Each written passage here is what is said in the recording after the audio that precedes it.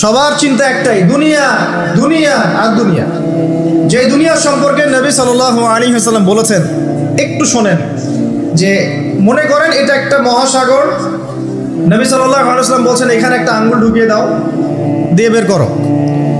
এই আঙ্গুলে যতটুকু পানি আছে এটা দুনিয়া, আর এই পুরো মহাসাগরে যত পানি আছে এটা পরকাল। একদিন সাহাবীদেরকে নিয়ে নবী যাচ্ছেন সাল্লাল্লাহু আলাইহি ওয়াসাল্লাম, একটা মৃত গাধা বা বকরির বাচ্চা পড়ে আছে, মৃত গাধা বকরির বাচ্চা। সাহাবীদেরকে বলছেন, হে আমার সাহাবীরা, তোমরা কি এই বকরির বাচ্চাটাকে 1 দিরহামের বিনিময়ে কিনতে চাও? কিসের বিনিময়ে? 1 দিরহাম। দিরহাম কি জিনিস সেটা পরে বোঝাবো ইনশাআল্লাহ, ওইগুলো এখন বুঝবেন না। দিরহাম কি জিনিস সেটা পরে বুঝবেন। দিরহাম থাকলে আর রিজার্ভ কমতো না। দিরহাম থাকতো যদি কোনো কান্ট্রির রিজার্ভ আর কমতো না। রিজার্ভ কমে ডলারের ভিত্তিতে, ডলার হচ্ছে এখন সারা ওয়ার্ল্ডের ডমিনেটিং কারেন্সি, ওটাকে হার্ড কারেন্সি বলে। মানে আপনি তেল কিনতে চান, 1 কোটি টাকার ব্রিফকেসে নিয়ে আমাদের আবু ধাবিতে চলে যান, গিয়ে শেখদেরকে বলেন যে আমাকে 1 কোটি টাকার তেল দেন, 1 ফোঁটাও তেল দেবেন আপনাকে, দিবে না। যতক্ষণ আপনি ওই টাকাটাকে ডলারে কনভার্ট করবেন তারপর দিবেন, আপনাকে তখন সুন্দর মতো তেল দিবে। এই dollar petrol, dollar petrol, petrol ছাড়া ডলার এক্সচেঞ্জ নাই। এটা হচ্ছে পেট্রো ডলার মনিটরিং সিস্টেম। এবং এটা নিয়ে কথা বললে আমার এক শ্রেণীর গুপ্তাওয়ালা শায়েখ আছে, বলবে খারেজি হয়ে গেছে। যাই হোক, এটা একটা জুলুম। কিরকম জুলুম? যে আপনি আপনার ইকোনমিক পুরো ব্যালেন্সটাকে ডলারের মানদণ্ডে যাচাই করতে হবে। আপনি যতই সমৃদ্ধশালী হন না কেন, আপনি ওই হার্ড কারেন্সিকে টেক্কা দিতে পারবেন না। আপনার কাছে গোল্ড আছে, মনে করেন সোনা, এখন সোনাটাকে আপনি যে ভাঙাবেন, ভাঙিয়ে যে মানে কান্ট্রির অন্যান্য ডেভেলপমেন্টের কাজে লাগাবেন, তার জন্য ডলারের সিঁড়ি পার হয়ে যেতে হবে। অথচ এই দিনার এবং দিরহাম রাসূল সাল্লাল্লাহু আলাইহি ওয়াসাল্লামের যুগের কারেন্সি ছিল, দিনার দিরহাম, যার ইন্ট্রিনসিক ভ্যালু বা অন্তর্নিহিত মান কখনো কমে যাবে না। দেখাচ্ছি, দাঁড়ান, আমি এমনি এমনি করে কথা বলি না। আসহাবুল কাহফ কত বছর ঘুমিয়েছিলেন বলেন? 309 বছর। 309 বছর। পকেটের মধ্যে কিছু কয়েন ছিল, সোনার রূপার কয়েন। এই এলাকা ছেড়ে চলে গেছে, গুহার মধ্যে ঘুমিয়েছে, রাত কাটাবে। আল্লাহ পাক ঘুম পাড়িয়ে রেখেছেন 309 বছর। 309 বছর ঘুম থেকে ওঠার পর তারা বলছে, কেম লাবিস্তুম, তোমরা কতদিন ঘুমিয়েছো? একজন বলছে লাবিস না ইয়াওমান আও বা'দা ইয়াওম, একদিন ঘুমিয়েছি বা একদিনের কিছু অংশ ঘুমিয়েছি। ঠিক আছে, ঘুম থেকে উঠেছে, এখন ক্ষুধার্ত আমরা, যাও এই মুদ্রাগুলো নিয়ে বাজারে যাও, বাজারে গিয়ে দেখো ফালয়ানজুর আইয়ুহা আজকা তুআমা, খেয়াল করে দেখো কোন খাবারটা উত্তম পবিত্র, ওটা নিয়ে আসো। তো 309 বছর একটা মুদ্রা নিয়ে ঘুমানোর পরেও মুদ্রার মান কমে যায়নি। ওই টাকা দিয়ে ঠিকই রুটি কেনা গেছে। কারণ আপনি আপনার কারেন্সিগুলো নিয়ে 309 বছর ঘুমানো লাগবে না, আপনি 10 বছর ঘুমান। 10 লাখ টাকা নিয়ে 10 বছর ঘুমান। 10 লাখ টাকার মান যদি 9 লাখ টাকায় না নেমে আনছে, তাহলে আমি নাম বদলাই ফেলাম। এখন 1 লাখ, দাঁড়ান, ঠিক বলেন না, কারণ বোঝেন আগে। এখন এই যে 1 লাখ টাকার মানটা হারালেন আপনি, 1 লাখ টাকার মানটা আপনি হারিয়ে ফেললেন। তো ওই 1 লাখ টাকা আর্ন করার জন্য আপনাকে শ্রম দিতে হয়নি, আপনার মাথার ঘাম পায়ে ফেলতে হয়েছে না? তাহলে আপনার শ্রমটা গেল কোথায়? তাহলে কেউ আপনার শ্রমটা লুটে পুটে খেয়ে ফেলবে। যেহেতু আপনার কারেন্সির মানটা ডলার বেসড, এই কারণে ওই মনিটরিং সিস্টেম যারা চালায় ওরা আপনার এইভাবে করে শ্রমটাকে সিজ করে ফেলে। আমি যদি আপনাকে আমার ফার্মে কাজ করিয়ে সারাদিন কাজ করানোর পরে আপনাকে কোনো পারিশ্রমিক না দেই, শ্রমের কোনো মূল্য না দেই, আপনি আমাকে জালেম বলবেন না? বলবেন কি না? ঠিক এই কারণে আমরা বলছি এই মনিটরিং সিস্টেমটাই জুলুম। আর নবীজি বলছে দিনারের কথা বলছেন, দিরহামের কথা বলছেন। এটা যদি আপনার পকেটে থাকতো 309 বছর কেন, 1000 বছর পর উঠলে ওটার মান সেটাই থাকবে, কমতো না। এই হলো ইসলামিক কারেন্সি।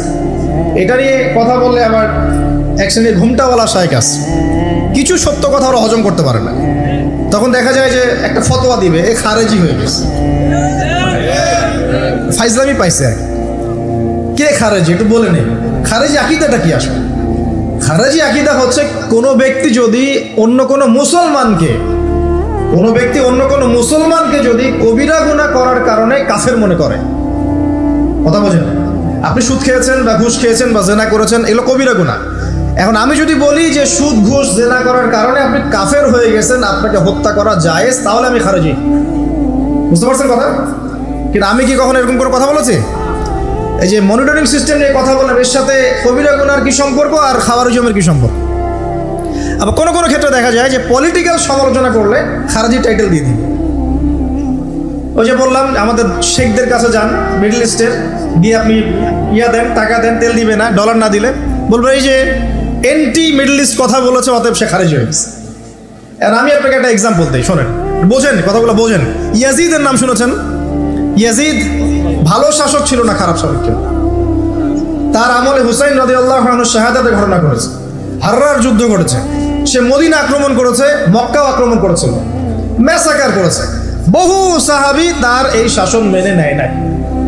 তার মধ্যে একজন হচ্ছে আব্দুল্লাহ বিন জুবাইর রাদিয়াল্লাহু আনহু, জুবাইর ইবনে আওয়াম রাদিয়াল্লাহু আনহুর ছেলে। তার অনুসারী অনেক সাহাবী ছিলেন। আর আমাকে বলেন, ইয়াজিদ যখন মক্কা মদিনা আক্রমণ করছিল, বা তার সেনাবাহিনীরা যখন ইমাম হুসাইনকে কারবালার প্রান্তরে শাহাদত দিচ্ছে বা আক্রমণ করছে তার সপরিবারে, এখন যে সাহাবীরা তার বিরুদ্ধে একটু অবস্থান নিয়েছে, সবগুলো সাহাবী কি কাফের হয়ে গেছে, তাগুত হয়ে গেছে আর খারেজি হয়ে গেছিল নাকি? তারা কি ইয়াজিদের অন্যায়ের প্রতিবাদ করার কারণে খারেজি হয়ে গেছিল নাকি? তো পলিটিক্যাল সমালোচনার সাথে খাওয়ারিজমের কোনো সম্পর্ক নেই। কিন্তু এরা এটাকে একটা সুকৌশলে মুসলিম উম্মার যুবকদের মধ্য থেকে সত্য কথা বলার মানসিকতাকে কেড়ে নিয়েছে, সত্যকে উপস্থাপন করার মানসিকতাকে দমিয়ে দেওয়ার জন্য একটা খারেজি ফতোয়া শুরু করে দিয়েছে। যেখানে সেখানে যা ইচ্ছা বলবেন খারেজি ফতোয়া। যাই হোক, ওদিকে যাচ্ছি না, আমি মূল জায়গায় আসি। দেখুন, আমরা রাসূলের হাদিস থেকে জানছি দুনিয়ার মূল্য এতটুকু, তুমি কি এই বকরির বাচ্চাটাকে 1 দিরহামের বিনিময়ে কিনবা? সাহাবীরা বলছেন 1 দিরহাম কেন ইয়া রাসূলুল্লাহ সাল্লাল্লাহু আলাইহি ওয়াসাল্লাম, বিনা মূল্যেও যদি আপনি আমাকে এটা দেন বা আমাকে এটা দেয়া হয়, আমি এটা কিনবো না। বিনা মূল্যেও যদি আমাকে এই মৃত বা এই পচা গলা এই গাধার বাচ্চা, বকরির বাচ্চাকে দেয়া হয়, আমি কিনবো না। নবী সাল্লাল্লাহু আলাইহি ওয়াসাল্লাম বলছেন এটাই হচ্ছে দুনিয়া। আল্লাহ পাকের কাছে দুনিয়ার মূল্য এই বকরির বাচ্চার চাইতেও কম। এখন আমরা যারা বস্তুবাদিতায় লিপ্ত আছি, দুনিয়ার এই যে ফিকির, সারাদিন দুনিয়ার ফিকির মানুষকে এমনভাবে পেয়ে বসে না, মানুষ দুনিয়ার আলাপ ছাড়া কোনো কথাই বলতে চায়। দেখবেন একজন আলেমের কাছে বসবেন, সে আপনাকে কোরআনের কথা বলবে, হাদিসের কথা বলবে। একজন দুনিয়াদার মানুষের পাশে বসবেন, 1 ঘন্টা বসে থাকলেও একটা কোরআনের কথা বলবে না, আর হাদিসের কথা মুখ থেকে বের হবে না। আর তার মাথাটা ফাংশন হয়ে গেছে দুনিয়া দিয়ে। ঠিক আছে, সে যদি ড্রাইভার হয়, সারাদিন গাড়ির পেঁচাল পারবে, গাড়ি এটা, গাড়ি ওইটা এমন, গাড়ি ওইটা এমন। সে যদি ইকোনমিক সেক্টরের মানুষের বলবে এই যে ব্যবসা এমন, এই ব্যবসা এমন, ওই ব্যবসা এমন। সুদী মহাজন হয়, বলবে এই এখানে সুদ দিলে এত হবে, এখানে দিলে এত হবে। আর পলিটিক্স যদি করে তাহলে সারাদিন পলিটিক্যাল আলাপ করবে। দুনিয়ার সেক্টরে যারা পটু আর কি, দুনিয়ার ফাংশনটা মাথায় এমনভাবে ইনস্টল করা থাকে যে এটা ছাড়া অন্য কোনো কথা তার মুখ থেকে বের হবে। নবী সাল্লাল্লাহু আলাইহি ওয়াসাল্লাম দুনিয়াকে এত তুচ্ছ করেছেন। এখন আমি আপনাকে বোঝাচ্ছিলাম যে দাসী তার মনিবকে জন্ম দিবে, এর অর্থ একটা এই যে পিতামাতার সাথে এখন দাসীর মতো আচরণ করা হবে। সেটা কি হচ্ছে না বলেন? এটা যারা পিতামাতা হয়েছেন, বার্ধক্যে চলে গেছেন, তারা খুব ভালো করে জানেন। যেই সন্তানের জন্য সারাটা জীবন তারা মাথার ঘাম পায়ে ফেললেন, এই সন্তান তার খোঁজ খবর পর্যন্ত নেয় না। ব্রিটেন, অক্সফোর্ড, হার্ভার্ড থেকে পড়ে আসছে, ঢাকা বিশ্ববিদ্যালয় থেকে বড় বড় ডিগ্রি নিয়ে আসছে, তার বাবা এখন থাকে বৃদ্ধাশ্রমে।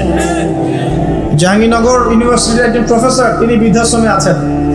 একটা ভিডিও দেখলাম তার, তিনি বলছেন যে আমি আমার পরিবারের জন্য কি না করেছি, আজকে আমি এত বড় প্রফেসর হওয়ার পরে আমার শেষ জীবনটা এখানে কাটছে। মাঝে মাঝে এগুলো দেখলে মনে হয়, মনটা চায় যে আমরাও কিছু বৃদ্ধাশ্রম করি। যাদেরকে আল্লাহ পাক তৌফিক দিয়েছেন আপনারা করবেন।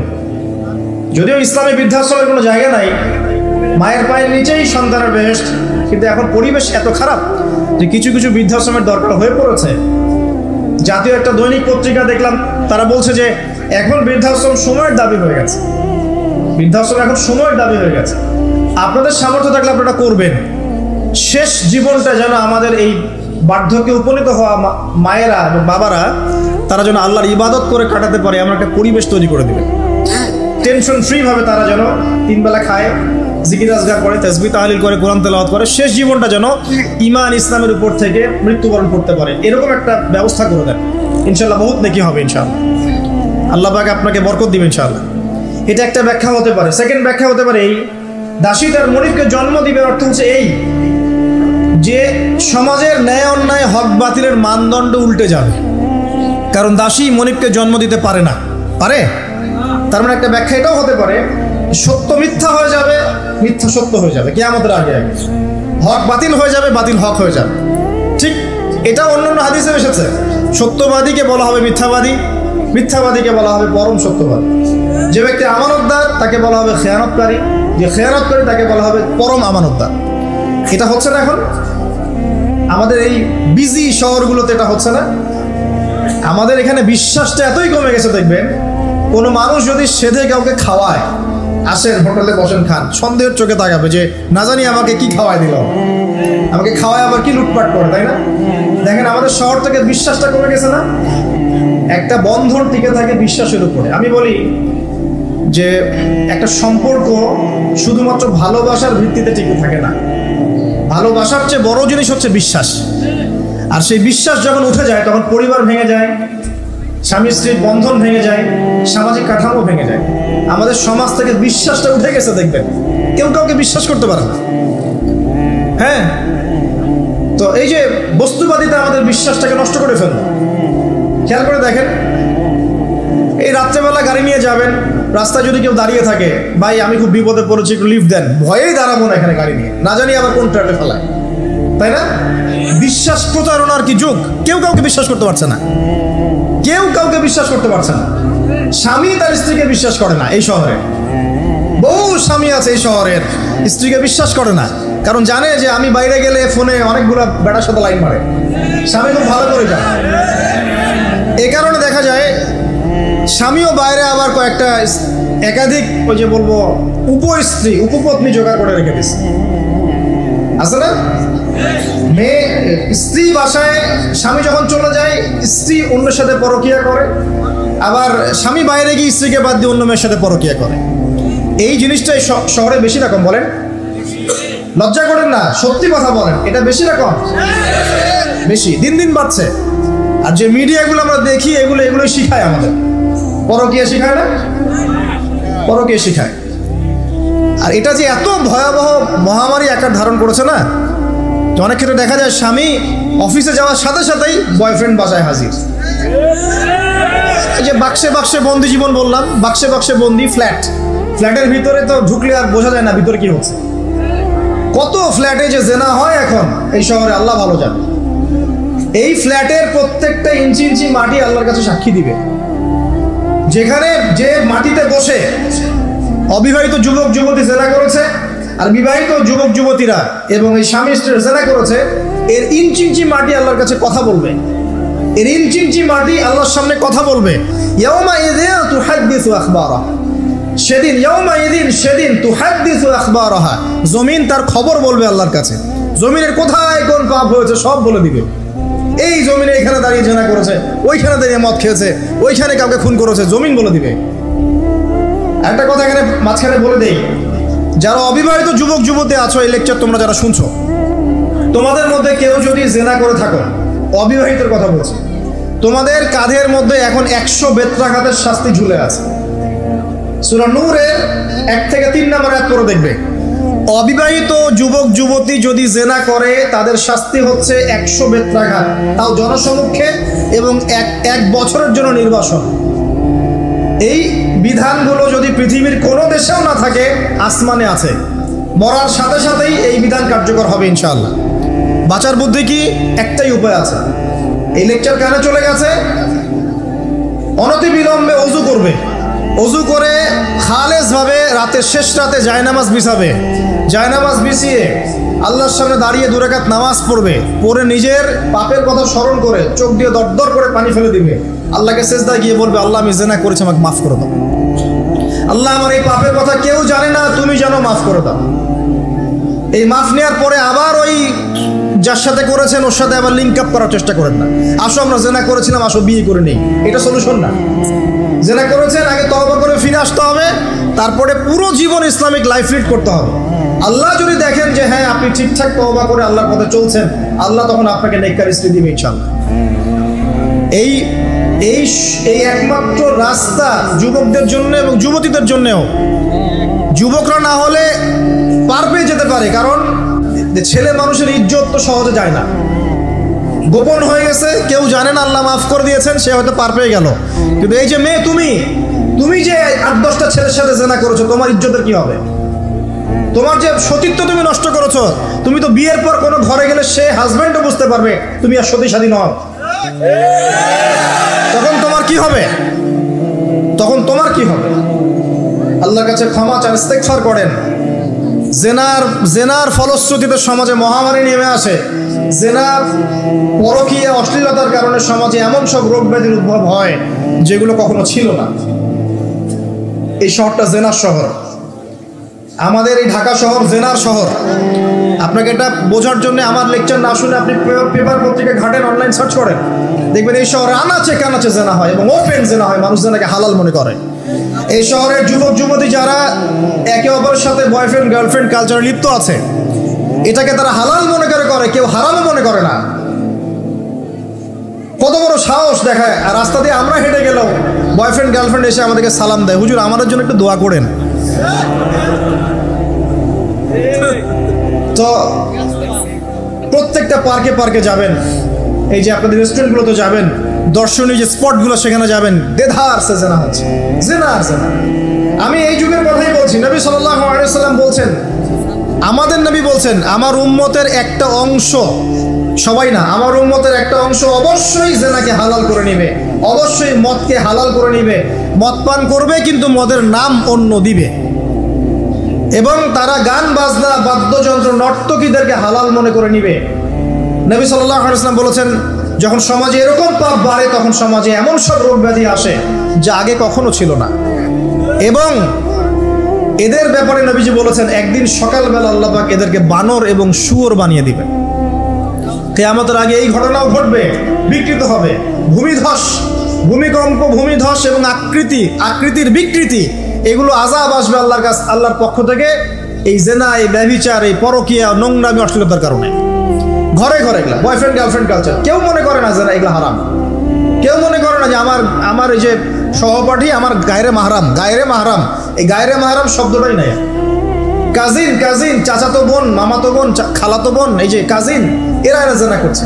কি দেখা বাকি রেখেছে এই যুগে আমরা দেখছি যে নিজের মেয়ের সাথে পিতার শারীরিক সম্পর্ক।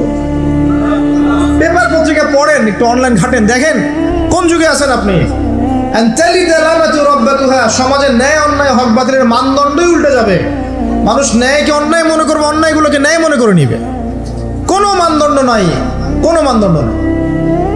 আমাদের শহরের অবস্থা, শান্তিতে কিভাবে ঘুমাবেন আপনি? নিশ্চিন্তে থাকবেন কিভাবে? কখন যে আল্লাহর গজব চলে আসে। কোরআনে একটা আয়াত আছে, যখন আল্লাহ পাকের গজব আসবে তখন শুধু জালেমদের উপর খাস করে আসবে না। আলেমদেরকে জিজ্ঞাসা করবে, আলেম ওলামাদেরকে জিজ্ঞাসা করবে, যখন আল্লাহর গজব আসবে জালেমদের উপর শুধু খাস ভাবে আসবে না, সবার উপরে আসবে। তা আমি খুব ভালো মানুষ, ওয়াজ করছি, নসিহত করছি, পার পেয়ে যাবে এমন ভাবার সুযোগই নাই। আপনাকে আপনার সাধ্য মতো অন্যায়ের প্রতিবাদ করার চেষ্টা করতে হবে। লাতা'মুরুন্না বিল মা'রুফ, নবীজি বলছেন, অবশ্যই তোমরা সৎ কাজের আদেশ করো। ওয়ালা তানহাউন্না আনিল মুনকার, অবশ্যই অসৎ কাজে নিষেধ করো। আও লা ইউশিকান্নাল্লাহু আন ইয়াবআসা আলাইকুম ইকাবাম মিন, অন্যথায় আমি আশঙ্কা করি তোমাদের উপর আল্লাহর পক্ষ থেকে বিশাল গজব আসবে। সুম্মা তাদউনাহু, এরপর তোমরা সবাই আল্লাহর কাছে দোয়া করবে, আল্লাহ গজব সরিয়ে দাও। লা ইউস্তাজাবু দুআকুম, তোমাদের দোয়া কবুল করা হবে। নবী সাল্লাল্লাহু আলাইহি ওয়াসাল্লাম বলেন, মান রাআ মিনকুম মুনকারান, তোমাদের মধ্যে যে কেউ হুএভার হি ইজ, যে কেউ যদি কোনো মুনকার, নোংরা, গর্হিত কোনো কাজ দেখে, তাহলে যেন ফাল ইউগাইয়ির বিয়াদিহি, তার সামর্থ্য থাকলে হাত দিয়ে যেন ঠেকায়। যাদেরকে আল্লাহ পাক হাত দিয়ে ঠেকানোর ক্ষমতা দিয়েছেন তাদেরকে আল্লাহ জিজ্ঞাসাবাদ করবে, কেন ঠেকালে না? জেনার লাইসেন্স দিলে কেন? মদের লাইসেন্স দিচ্ছে কেন? ঠেকালে না কেন? তুমি অন্যায় কাজকে ঠেকালে না কেন? যদি তুমি না পারো, যদি সে না পারে, তাহলে ফাল ইউগাইয়ির বিলিসানি, তাহলে যেন মুখ দিয়ে সেটা প্রতিবাদ করো। এই যে মুখ দিয়ে প্রতিবাদ করার ক্ষমতা আলেম ওলামার আছে, যাদের হাতের ক্ষমতা নেই, মুখের ক্ষমতা আছে। সেটাও যদি না পারো, সেটাতেও যদি সে সক্ষম না হয়, ফাবিকলবিহি, তাহলে যেন অন্তর দিয়ে ঘৃণাটা পর্যন্ত করো। বিযালিকা আদআফুল ঈমান, এটা হচ্ছে ঈমানের সবচেয়ে নিকৃষ্ট একটা অবস্থা, সর্বনিম্ন অবস্থা। এর নিচে ঈমানের কোনো অবস্থাই নাই। তার মানে অন্যায় দেখে আমাদের যাদের মনে কোনো ফিলিংসই কাজ করছে না, তার মানে আমাদের ঈমান নাই আসলে। সহজ কথা, ঈমানের সেই তেজ নাই আমাদের মধ্যে। আসুন, একটা ব্যাখ্যা এটাও হতে পারে সমাজে ন্যায় অন্যায় হক বাতিলের মানদণ্ড উল্টে যাবে। একটা জায়গায় যাচ্ছি, তার আগে একটা কথা বলতে ভুলে গেছিলাম। এখন বিবাহিত যারা আছে, এই যে দেবর আর ভাবি, এই যে শালি আর দুলা ভাই, মধুর সম্পর্ক না এগুলা? মধুর সম্পর্ক দেখা যায়। সুবহানাল্লাহ, এই যে আমার এখানে ফোন আছে না, আমাদের অফিসিয়াল পেজ আছে, অফিসিয়াল পেজে যত প্রশ্ন আসে দেখি ম্যাক্সিমাম জেনা কেন্দ্রিক, ব্যভিচার কেন্দ্রিক, পরকীয়া কেন্দ্রিক। একজন প্রশ্ন করেছে যে দুলা ভাইয়ের চরিত্র এত খারাপ ছিল, আর ওই মেয়ের বয়স তখন কম ছিল, 13 বছর বয়স। 13 বছর বয়সের মেয়ের দিকে সে চোখ দিয়েছে। যাকে বিয়ে করেছে তার সাথে তো সম্পর্ক আছেই। এটা কে? আচ্ছা, যাকে বিয়ে করেছে ওর সাথে তো সম্পর্ক আছে। তারপরে আপনার শালির সাথে সম্পর্ক। এখন শালির সাথে তার 2 বছর ধরে সম্পর্ক করার পর সেগুলোর ভিডিও ধারণ করেছে, ধারণ করে তাকে ব্ল্যাকমেইল করছে যে যদি আমার সাথে খারাপ কাজে সে রাজি না হয় তাহলে এই ভিডিওগুলো ভাইরাল করে ফেলবো। এই যে অনলাইনের যুগ, এখন তো মানুষ নিশ্চিন্তে মানুষ যে একটা প্রাইভেট লাইফ লিড করবে সেটাও করতে পারে না। প্রাইভেট লাইফের সব কিছু রেকর্ডেড হয়ে যায়, হয় না? এটা একটা ফিতনা, মহা ফিতনা। সে রেকর্ড করেছে, এইভাবে ব্ল্যাকমেইল করে এই শালীর শরীর তো নষ্ট করবো। 1 বছর 2 বছর না, 3 বছর তো। এখন এই মেয়ে প্রশ্ন করছে পেজের মধ্যে যে এখন তার মানসিক অবস্থা এতই খারাপ, সে জিজ্ঞাসা করছে আমি যদি আত্মহত্যা করি তাহলে আমার পাপ হবে কিনা। এই মেয়েটা যদি আপনার বোন হতো কি করতে না? আল্লাহ না করুক, এই মেয়ে যদি কারো মেয়ে হতো তাহলে কি করতে না? আপনার কাছের কেউ হলে আপনি কি করতেন? এখানে ওই শাস্তিটা না বলে সামনে যেতে পারছি না। শোনেন, যারা বিবাহিত ব্যক্তি হওয়ার পরেও পরকীয়া করেছেন, বিবাহ করার পরেও পরকীয়ার পাপে লিপ্ত ছিলেন বা এখনো আছেন, জেনে হোক না জেনে হোক করেছেন, অথবা এটা জেনে করেছেন যে এটা একটা খারাপ কাজ তারপরেও করেছেন, রাসূলুল্লাহ সাল্লাল্লাহু আলাইহি ওয়াসাল্লামের হাদিস এবং আল্লাহ পাকের কালাম অনুযায়ী তাদের শাস্তি হচ্ছে কোমর পর্যন্ত মাটিতে পুঁতে ফেলে পাথর নিক্ষেপ করে রজম করে হত্যা করা। ইসলামিক যদি কোনো রাষ্ট্র থাকতো বা এটা যদি হতো, বা এটা যদি ইমামুল মাহদির যুগ হতো বা ওমর রাদিয়াল্লাহু আনহুর যুগ হতো, তাহলে এই শাস্তির বাইরে আপনি চলতে পারতেন না, যদি এটা প্রমাণ হতো। এই শাস্তি যদি দুনিয়াতে কার্যকর নাও হয়, আপনি যদি তওবা না করে মারা যান, তাহলে কিয়ামতের মাঠে এই শাস্তি আপনি ভোগ করবেন। খুব মজা লাগছে পরকীয়া করতে। সকালে একটার সাথে, দুপুরে একটার সাথে, আজকে একজনের সাথে রাত কাটান, কালকে আরেকজনের সাথে রাত কাটান, তো মজা পাচ্ছেন। রাত্রেবেলা মদ খান আর হোটেলে রাত কাটান, সকালবেলা আবার অফিসে যান। আমাদের শহরের এগুলা কালচার কোত্থেকে আসলো? এই শহরকে পবিত্র করবে কে? এবং এই শহরের আসল রূপগুলো স্পষ্ট করবে কারা? খুব মজা পাচ্ছেন এগুলোতে। সুবহানাল্লাহ। একটা বিষয় বুঝাই, ইসলামে কেসাস আছে, কেসাস। মনে করেন আমাকে কেউ হত্যা করেছে, আপনি তাকে হত্যা করতে পারেন। মনে করেন আপনি কাউকে হত্যা করেছেন, ঠিক আমাদের লজের মধ্যে কেউ যদি কাউকে হত্যা করে তাকে ফাঁসি দেওয়া হয় না, এরকমই কেউ যদি কাউকে হত্যা করে, ইসলামের বিধান কেসাস করা, মানে হাতের বদলে হাত, চোখের বদলে চোখ, কানের বদলে কান, নাকের বদলে নাক, জানের বদলে জান, যদি প্রমাণ হয়। কিন্তু এখানেও হত্যাকারীর বাঁচার সুযোগ আছে। কিরকম? মনে করেন আপনি আমার পরিবারের কাউকে হত্যা করেছেন, আল্লাহ না করুন। এখন আপনি এসে আমাকে ক্ষমা চাচ্ছেন যে আমার ভুল হয়ে গেছে, আমি রক্তপণ দিব, আমাকে মাফ করে দেন। এখন আমাদের পরিবারকে আপনাকে বললো ঠিক আছে আপনাকে মাফ করে দিলাম, আপনার কেসাস করার দরকার নেই, আপনি রক্তপণ দিয়ে দেন, তাহলে আপনি বেঁচে থাকার সুযোগ পেলেন। কথা বুঝতে পারছেন? আরেকটা হচ্ছে মুরতাদ। মনে করেন কেউ ইসলামের কিছু বিষয়কে অস্বীকার করেছে, তাকে জেলখানায় বন্দি করে রাখা হবে, সুযোগ দেওয়া হবে যে আপনি কি এগুলো জেনে শুনে বলেছেন নাকি এর উপর অটল থাকবেন না ফিরে আসবেন। সে যদি বলে না আমি তওবা করলাম, আমি এগুলো থেকে ফিরে আসলাম, ও বেঁচে থাকার অধিকার পেয়ে গেল। কিন্তু বিবাহিত ব্যক্তি যারা ব্যভিচার করেছে, বিবাহিত ছেলে বা মেয়ে ব্যভিচার করেছে, তওবা করে যদি ফিরেও আসে, রজমের শাস্তি থেকে বাঁচার কোনো সুযোগ নাই। বুঝতে পারছি না? একজন মহিলার কথা বলি তাহলে বুঝতে পারবেন। এটা একজন মহিলা সাহাবীর ক্ষেত্রেও হয়েছে, একজন পুরুষ সাহাবীর ক্ষেত্রেও হয়েছে। আচ্ছা, পুরুষ সাহাবীর কথা বাদ দিয়ে মহিলা সাহাবীর কথাটা বলি। মহিলা সাহাবী এসেছেন, এসে নবীজিকে বলছেন ইয়া রাসূলুল্লাহ তাহিরনি, আমাকে পবিত্র করুন, আমি একটা অন্যায় করেছি। আমি বিশাল একটা অন্যায় করেছি। নবী সাল্লাল্লাহু আলাইহি ওয়াসাল্লাম বলছে কি করেছো তুমি? তখন সে বলছে আমি জিনা করেছি। নবী সাল্লাল্লাহু আলাইহি ওয়াসাল্লাম বলছেন বাসায় যাও, বাসায় গিয়ে আল্লাহর কাছে তওবা করো, আল্লাহ পাক মাফ করে দিবেন। নবীজি